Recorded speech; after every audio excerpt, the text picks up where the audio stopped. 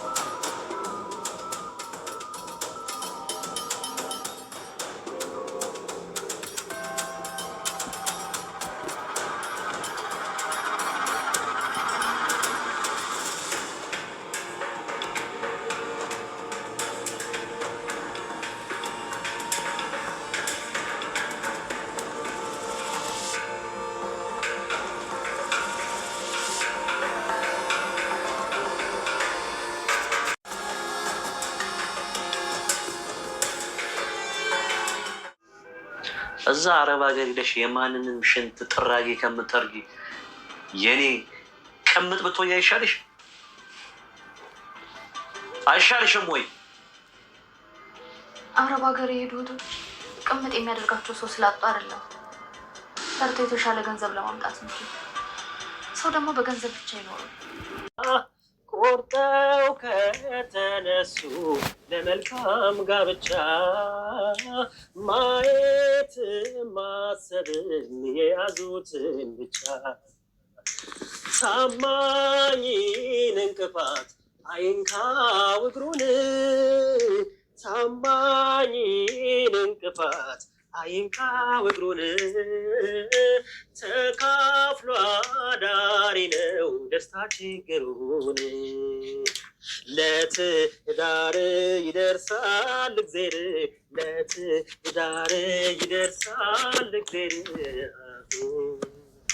ትዳር ትዳር ጣፋጭ ነው እንደማር ትዳር ትዳር ጣፋጭ ነው እንደማር ትዳር በርታ በርታ ኋላ እንዳትረታ በርታ በርታ ኋላ እንዳትረታ በርታ አምሯቸገሩ አምሯቸገሩ አምሯቸገሩ መደሰታችን ዛሬ ነው ቀኑ ዛሬ ነው ቀኑ መደሰቻችን ዛሬ ነው ቀኑ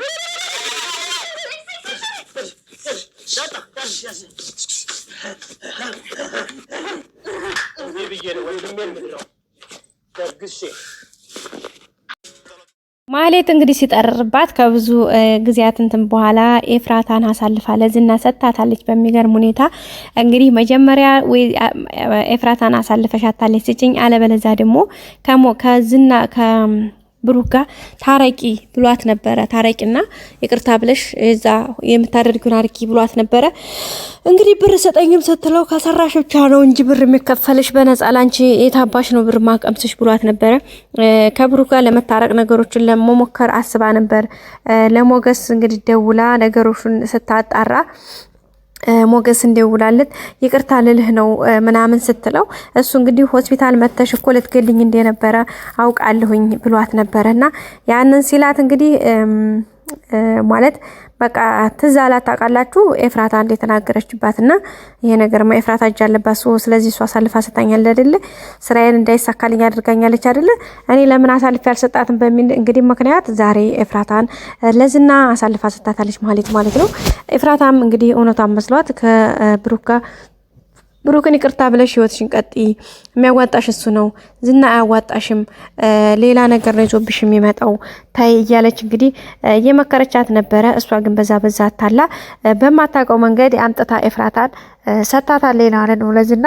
ዝናም እንግዲህ እጁን ሰሰቅ አድርጎ ፈገግ ብሎ ነው ሄዶ አጠገባቸው እንትን ያለው። ዝና ሲመጣ እንግዲህ ማህሌትም እንደማያውቅ ሰው ኦልሬዲ የሆነ እንደደነገጠ አይነት ሰው እሷ ተደዋውላ እሱ ጋር ተጻጽፋ ነው ያመጣችው። ግን ምንም ባልሰማ ምንም ባላየ ሰው እንደማያውቅ ሰው እንግዲህ ምንድነው የሆነው ነገር እንዴት መጣ እያለች እንዴት ተደናገጠ ሰው እያወራች ነው ያለችው። ግን እንደዛ አይደለም ማለት ሆነ ብላ ነው ያመጣችው ማለት ነው። ሌላው እንግዲህ ምሳሌና ዛሬ ዘና እያደረጉን ነበረ። ምሳሌና መድብል በጣም አሪፍ ጨዋታ እየተጫወቱ ነበረ። እንግዲህ ቅድስትና ብሩክና ቅድስቴ አሪፍ ወሬ እያወሩ ነበረ። ቅድስት አመሰግናለሁ ስላደረግሽን ነገር፣ ግን በመልክ ምክንያት ነው ይሄን ሁሉ መስዋዕትነት ለእኔ ለመክፈል የተገደድሽው፣ ከምን ተነስተሽ ነው? እና ብዙ ጥያቄዎችን ቅድስትን እየጠየቃት ብሩክም በዛው እንግዲህ እንደ ጨዋታ እየተጫወቱ ነበረና አጋጣሚ ግን እራት አቅርባ ቅድስቴ ለእንትን ለማለት ነበረ ሂዳ እንደዚህ ያለችው። ራት ካቀረበች በኋላ ነበረ ሄደችውና ግን በሚገርም ሁኔታ መጣች ማለት ነው። ከዛ ሄዳ ስትቀርባቸው መድብልና ቅድስት ማን ምሳሌ እንግዲህ አረ እንዲ ሽሮ እኮ በረዴ፣ ዛሬማ ሙድ እየያዙ ነበረ። በሚገርመው ዛሬማ የሽሮ ጀላቲ ልንበላ ነው እያሉ እየሳቁ ነበረ። ከዛም እንግዲህ አንቺ ካሁን በኋላ ቅድስቴን እናት ለማድረግ ነው መስራት ያለብን እያላት ነበር መድብልና እንግዲህ ቅድስት እንዴት ነው እንደዛ የሚሆነው ስትለው ቀጣይ ላይ አንድ ወንድም ስትወልድልሽ የዛ ሰዓት እናት መሆኗ ተረጋገጠ ማለት ነው እያላት ነበርና እንዴት ነው እንደዛ የሚሆነው ስትል አሁን ራሱ እኮ እየሰሩልሽ ነው ብሏት ነበርና ምሳሌ ደግሞ እየሮጠች ዳ ቅድስትዬ ወንድም እየሰራችሁልኝ ነው ወይ ብላ ነገር እንግዲህ ብሩክ በጣም ነው የዛቀው። ቅድስቴም ደንግጣለች ማለት ነው። እንዴ ምንድነው የምትይው? እንዴ አጎቴ መድብል እኮ ነው እንደዛ ያለኝ እያለቻቸው ነበርና በጣም እየሳቁ ነበሩ። ቤተሰቦቻችን ደስ የሚል ነበረ። ሌላው እንግዲህ መድብል ቀጣይ የሚገርም ድምጽ ነው ያለው። እያንጎራጎረ ነበረ ከዳጣ ጋር እንግዲህ የሚገርም ጭፈራ እየጨፈሩ ነበረ። ብሩክም እንግዲህ ፈገግ እያለ ስኬት እንደሚሳካልህ አልጠራጠርም እያለ ነበር። መድብልም ያው አልበሙን ለማውጣት ተፍ እያለ ይገኛል። እንግዲህ እንደሚሳካልህ አንጠራጠርም። ሌላው የሞገስ ሚስቱን እንግዲህ አጣብቂኝ ውስጥ ገብታበታለች። ያ ሰውዬ ወይም ያ ደግሞ ምንድነው ጠበቃ ተብሎ እንትን የተባለው ሰውዬ እንግዲህ ሙሉሉላን አብረሽን ካልተኛሽ ከኔ ጋር የሆነ ጊዜ ካላሳለፍሽ ነገሩ አይስተካከልልሽም፣ ይሄ ነገር ማታደርጊ ከሆነ ደግሞ ከኔ ጋር ማትተኝ ከሆነ ሁኔታው ነገር ሁሉ እዚህ ጋር ይቆማል፣ እንደውም ባልየው ተከሶ ክስ ይመሰረትበትና ይታሰራል እያላት ነበረ። እሷም እንግዲህ ካንተ ጋር ከምተኛ ግን ንብረቱም ይቅር ሁሉም ነገር ይቅር፣ አስፈላጊ ከሆነ እሱ የሚታሰር የሚገባውን እንግዲህ እንትን ወስዶ ይፈታል እያለችው ነበረ። ሉላም እንግዲህ በጣም አጣብቂኝ ውስጥ ነው የገባችው። ሰውየውም ደውሎ እንግዲህ ለሞገስ በነገሩ እንደሚስተካከል በአጭር ጊዜ እንደሚያልቅለት አብሽር እያለው ይገኛል። ግን አውቆ ውሸቱን ነው፣ ይሄን ያክል እውነቱ አይደለም ቤተሰቦቻችን።